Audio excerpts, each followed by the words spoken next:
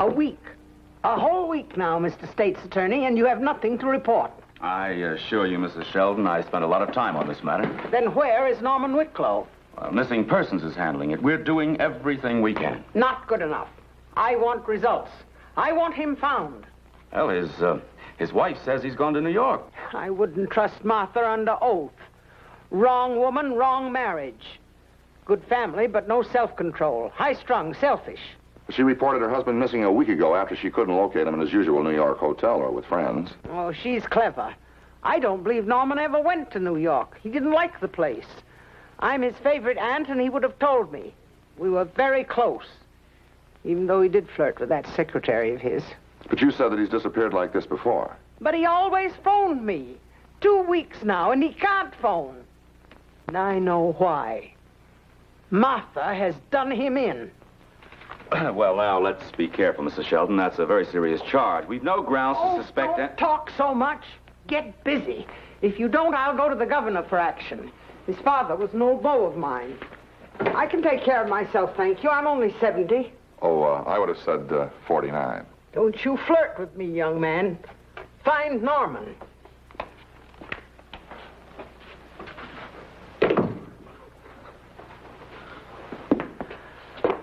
Old battle axe. Oh, I like her. She's old Chicago and a mile wide. Old gossip. She's accusing his wife of murder. Look, Fred, when the owner of $10 million disappears, it's bound to raise suspicion. Yeah, but the wife reported the day before the old lady first came in here. Yeah, what did missing person say? Very little. Can't question the wife or servants. Beyond routine, no grounds. Yeah. Wicklow could be on a business trip or something personal, just not have told his wife. Oh, it's been done before by poorer men. Any history of liquor? No. What about narcotics? Mm-mm. Women? He's a model citizen. Yeah, but the old lady's on my neck, Frank. Now, this is a special case, so I'm going to put it right in your lap. Okay, I'll coordinate with missing persons. Right. The other boys who'd been on the case briefed me. They were positive that Wicklow hadn't left Chicago by air, rail, or by boat. That left me right where they'd all started, with Mrs. Wicklow. So I went to see her and met Susan Spencer, who seemed to listen in on everything. But this time it's different. Every other time that Norman's gone away, we've had some inkling of where he might be. Friends have telephoned or a caretaker from one of our other houses, but this time I'm frightened. It's 2 long weeks. He'll come back, Mrs. Wicklow. Oh, you're expecting him too, are you? Well, I hope you're right. Miss Spencer, you were very close with him? Well, after 3 years, the secretary knows pretty well how her employer's mind works, Lieutenant. I'm sure you'll hear from him soon. Now, if you'll excuse me, I have some work to do at the office. Well, goodbye, Miss Spencer, and I will talk to you some other time.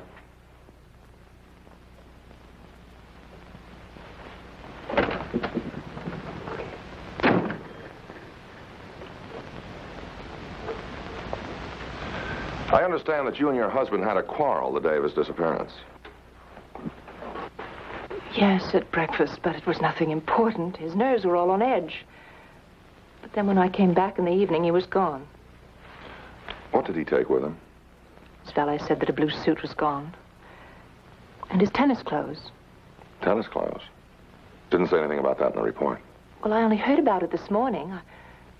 I tried. I can't remember every little detail.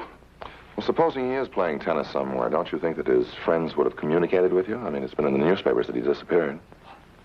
Are you saying that he's dead? That wasn't my question.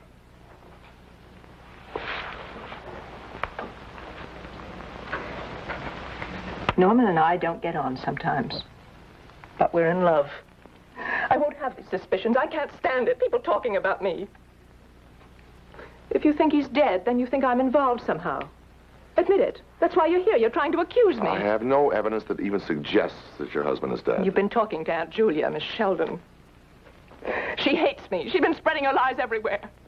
Well, I'll do something about that. I don't know how you expect me to live here or anywhere under these awful suspicions. It's wrong and it's cruel. Come now, hold yourself together. I'm so terribly frightened.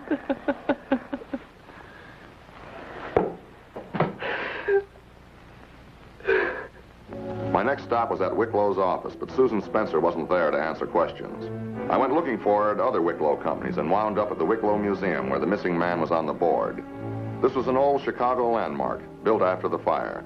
It belonged to Wicklow's family, who maintained it as an example of a 19th century residence. Susan wasn't there, so I did the tour of the upper floors, the Turkish smoking room, the gold-fitted bathrooms, and arrived back in the drawing room. Did you have a good trip through the house, sir? Oh, yes, thank you very much. Now you've seen everything except the cellar. Nothing down there but Mr. Kane's workshop and the old well. The old well? Oh, yes, sir. A lot of houses in 1875 had their own wells. You should see it. Mr. Kane's down there now. He won't mind. This way, sir.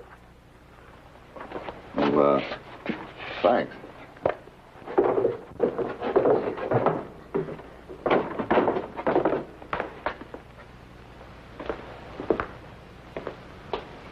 I beg your pardon. Yes. Well, I was told to come down and see the old well. Oh, yes. They all want to see that. Well, it's right over here. This wooden lid isn't very old. It was put in about 20 years ago. Well, how does it work? Well, they pulled on this rope and lowered a bucket by another rope. Oh, careful. Don't fall in. You'll break your neck. Of course, it's all filled in with a cement floor now. That was done about 50 years ago. You're Mr. Kane. Yes, Kane. I'm Mrs. Wicklow's brother. Why am I here? Well, I specialize in restoring antiques. Keep them looking old but practical. It's my job. Anything else?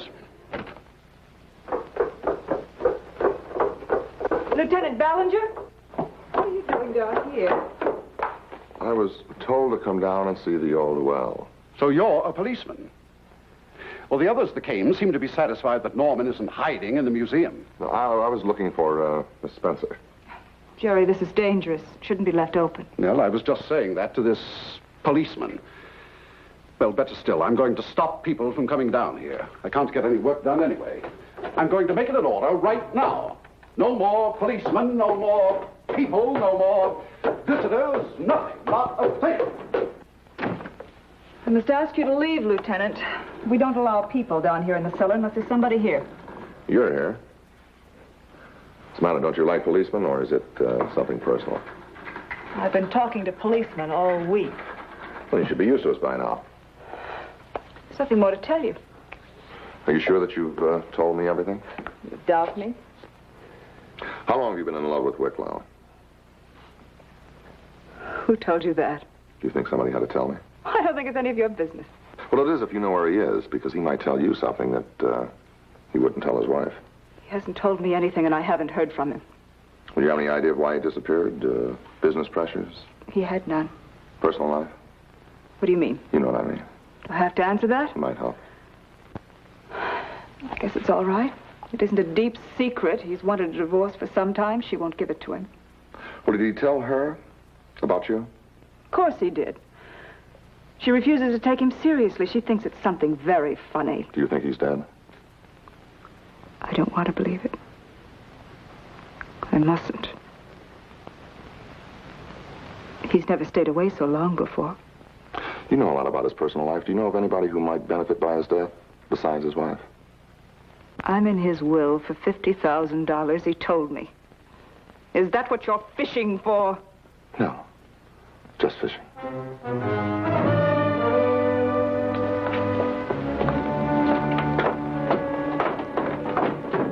At the end of the month, Wicklow was still missing.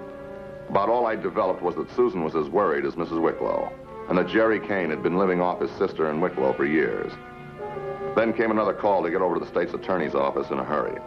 It was an accident. I didn't mean to. I've told you over and over I killed him. I killed my husband.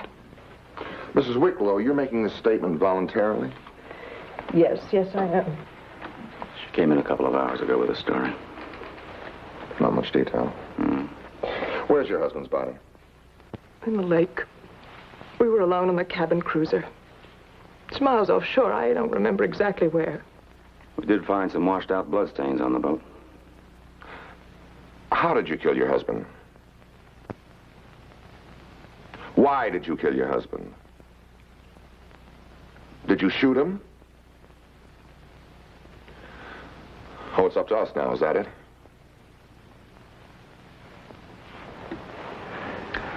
All right, take Mrs. Wicklow downstairs, please. Have her sign that statement as soon as it's typed up. Why? Why did she confess and we didn't even have a thing on her? She'll make a bid for clemency, try to prove some justification. Yes, but she's asking you to put her on trial for her life and you don't even have a body. We can get a conviction without one if we can build up a strong enough circumstantial case. Yeah, you be careful, Freddie boy. She is forcing your hand. I know, but I can't refuse to act on her confession. I've got to go to the grand jury for an indictment. Let homicide fit the pieces together. Yeah? What pieces? But somehow they did fit. Beginning with the blood on the Wicklow's boat, homicide built its case. Circumstantial evidence looked solid. Friends remembered threats Mrs. Wicklow had made in anger. Motive? Wicklow's demand for a divorce would disinherit her. The grand jury voted an indictment for first-degree murder. 3 months later, Martha Wicklow was brought to trial in Cook County Courthouse. She now pleaded not guilty. And then she revealed the joker in her confession. She read a registered letter to the court. As long as my husband does not come forward, I shall never be cleared of the suspicion of murder. I do not believe he is dead, and I cannot live with these false accusations. I have therefore decided to force a public hearing, if necessary, a trial for murder. I did not kill Norman Wicklow. I will confess to the crime so that I can be exonerated by a jury. I shall surrender to the police 1 week from today on May 10th. Signed, Martha Wicklow.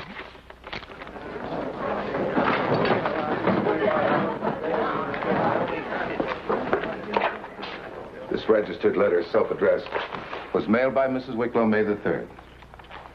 It was a deliberate plan by a woman who could not tolerate suspicion. She tells you that after writing the letter, she manufactured the bloodstains on the boat with her own blood, which is the same type as her husband's. This was weeks after her husband disappeared. And before doing that, she hadn't been on that boat in a year. Now, the state has made no case against her beyond her manufactured evidence, the gossip of Mrs. Sheldon, and the gathering of suspicion by the police. You may step down, Mrs. Wicklow. I want to cross-examine the defendant, Your Honor. And I petition the court to dismiss these charges because there's no real evidence of murder, and there never was any. I'll take the petition under consideration. Until 10 o'clock on Monday morning... Why can't I be cleared now? No, today. Every minute I'm forced to live under these terrible suspicions is agony to me. It's men like Lieutenant Ballinger who are to blame for this. Questioning all my friends as if I were guilty, spreading an old lady's lies. Easy, Mrs. Wicklow. If the trial continues, we'll ask Lieutenant Ballinger how Mrs. Sheldon guided his activities. Nothing guides my activities but proper police procedure. Play your courtroom tricks, Counselor, but don't make me part of them. That will be enough from both sides. This court is in recess.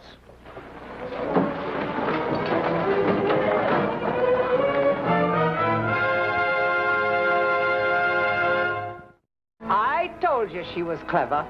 Martha just pointed in the wrong direction, and you all went that way because she said it was a confession.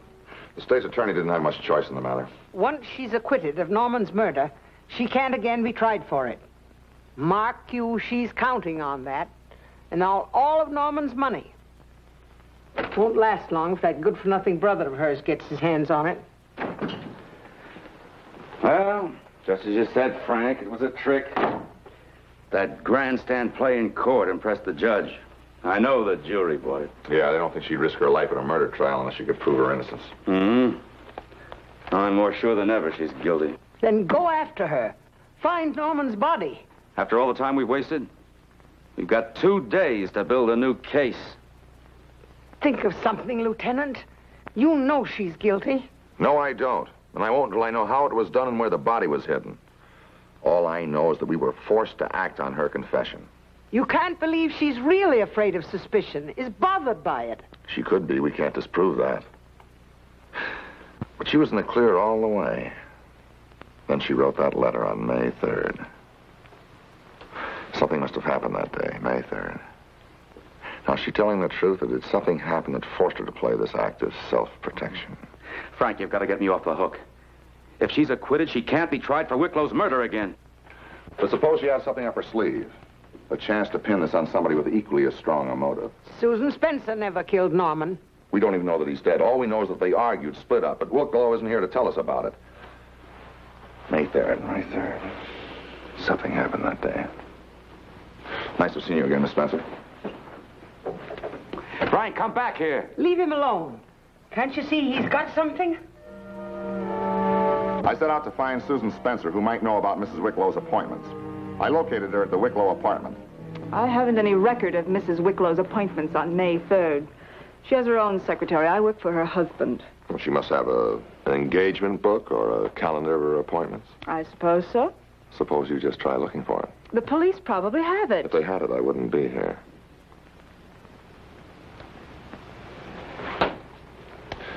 Another thing, Miss Spencer. You haven't properly explained why Mr. Wicklow was at his tennis club that day when everything else he did was in the book except that. He often changed his plans. This looks like it.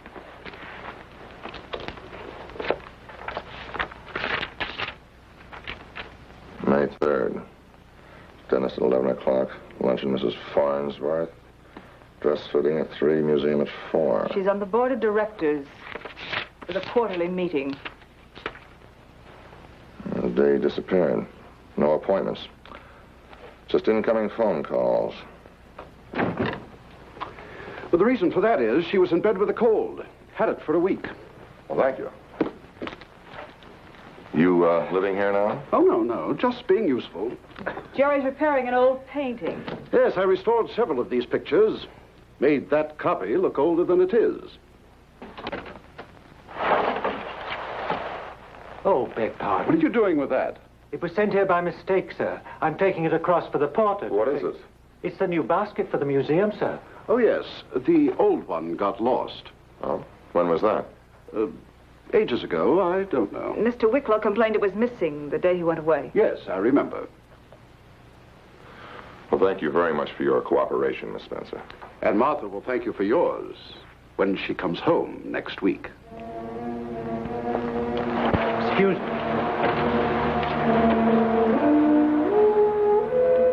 The police worked hard rechecking their case.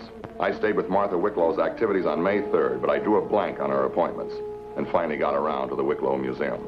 May 3rd. Let me see. I've got a pretty good memory. That'd be the day of the board meeting. Oh, did she attend the board meetings? Oh, yes, always. She got her name in the papers for it. Yes, she was here that day, but she didn't stay. Well, why not? Yes. She was sitting right over there. She was early. I gave her a paper. She was looking through it. Suddenly, she threw it down, got up, and walked out. Never a word to me. Well, what paper was she reading? I only read one newspaper. Had Mrs. Wicklow been disturbed by something she saw in the newspaper? It was slim, and I was reaching for anything that looked like a lead. I don't see anything to get excited about.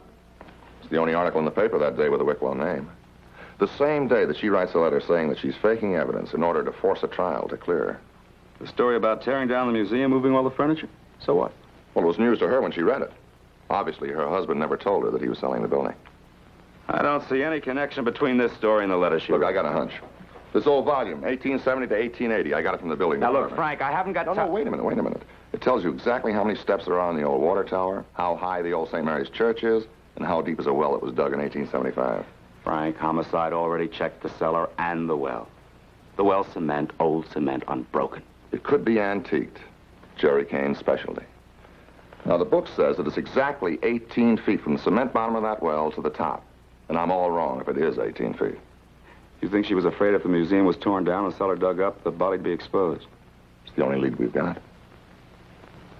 All right, go ahead. I'll send you a search warrant.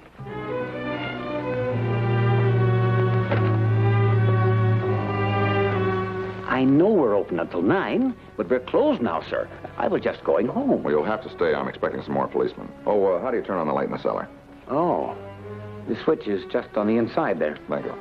Well, Lieutenant, what is it this time? Oh, still curious, Miss Spencer? I just thought I'd take another look at the cellar. You don't think he's down there? I didn't say that. I just said I thought I'd take another look. I can't permit it. I'd have to phone Jerry. He's in charge of the building now. Then call him. Tell him that I am waiting here for a search warrant. He can't be reached. He just left. He isn't at his apartment yet. You don't want me to go down there.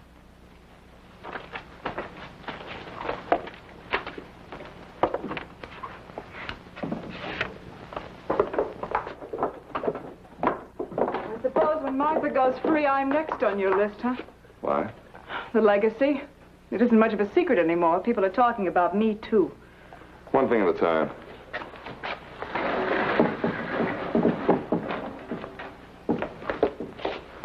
What are you going to do? Just watch.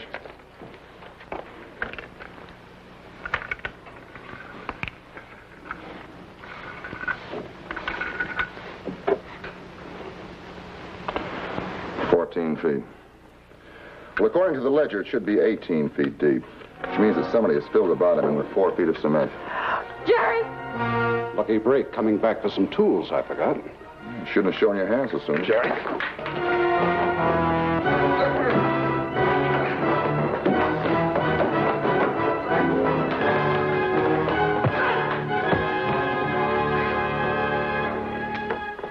After we dug up the cement in the bottom of the well, we booked Jerry for murder, but he wouldn't talk.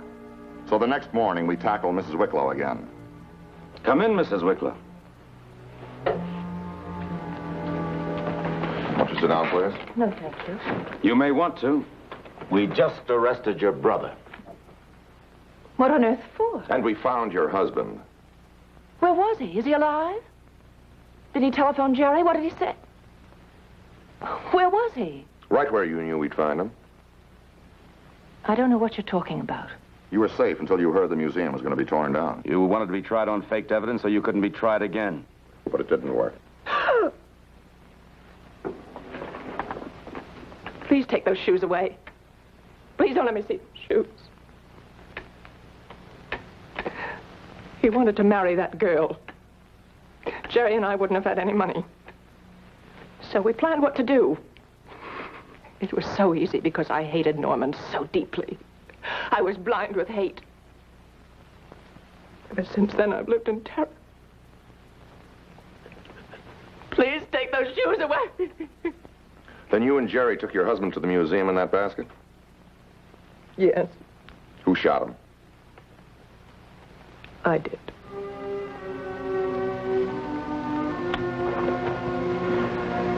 Then Jerry Kane made the cement in the well at 50 years old. You thought that the museum would be a landmark throughout your lifetime, but Norman Wicklow tripped you up by selling the building. That wasn't the end for Martha Wicklow. She was convicted and had to face the ordeal of being sentenced to death. Her brother joined her in the death house a few months later. At heart, she was a savage woman, but she overplayed her hand. We play a close game in Chicago, a town that's hard to beat.